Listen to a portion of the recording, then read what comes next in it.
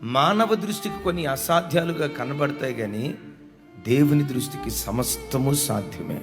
నీ జీవితంలో ఏది నీకు అసాధ్యంగా కనబడుతుందో, ఇక ఇంతే నా బ్రతుకు, నా తలరాత, ఇది నా కర్మ, నేను ఇలా అనుభవించాలని దేవుడు నాకు రాసిపెట్టి ఉంచాడేమో, బ్రతుకు కాలమంతా ఈ రోగంతోనే, బ్రతుకు కాలమంతా ఈ అసమాధానంతోనే, బ్రతుకు కాలమంతా ఈ దుఃఖంతోనే, బ్రతుకు కాలమంతా ఈ ఏడ్పుతోనే నా జీవితం ముగించబడాలని, ఒకవేళ నా జీవితంలో దేవుడు ఇలా రాసి పెట్టాడేమో, నా పరిస్థితులు మారో, నా జీవితం ఇంతే, ఇక అసాధ్యం అని ఏవి అసాధ్యం అనుకుంటున్నావో, ఓ దైవజనుడిగా నా చెయ్యెత్తి మిమ్మల్ని ఆశీర్వదిస్తున్నాను. గడిచిన కాలాల్లో ఏది అసాధ్యంగా కనబడుతుందో, ఈ ప్రార్థనల ద్వారా వాటన్నిటిని దేవుడు సాధ్యపరచబోతున్నాడు.